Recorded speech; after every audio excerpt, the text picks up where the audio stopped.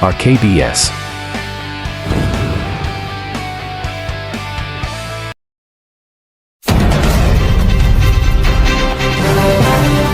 Launched Operation Epic Fury, one of the largest, most complex, most overwhelming military offensives the world has ever seen. Nobody's seen anything like it.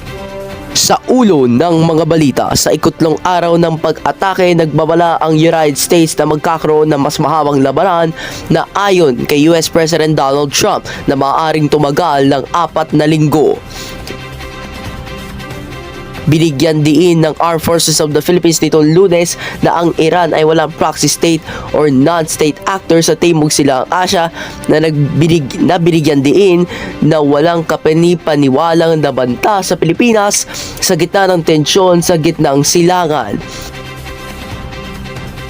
Inihain ni House Majority Leader Sandro Marcos na ang panukalang batas na naglalayong i-categorize ang road rage bilang isang kriminal na pagkakasala na nagsabing ang mga gawain ng agresyon, pananakot at karahasan sa mga kalsada ay panganib sa buhay.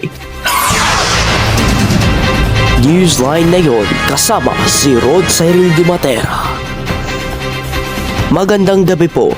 Sa ikatlong araw ng pag-atake, nagbabala ang Estados Unidos na magkakaroon ng mas mahabang labanan na ayon kay US President Donald Trump na maaaring tumagal ng 4 na linggo. Nagsagawa ng makasanib na operasyon ang US at Israel simula noong nakaraang Sabado, February 28, na nagbunsod ng isang salungutan sa buong reyon ng gitnang silangan habang ang Iran ay naglunsad ng mga paghihiganti sa mga bansa sa Gulf na nag-host ng mga base militar sa Amerika. Narito ang report ni Ronald Salak.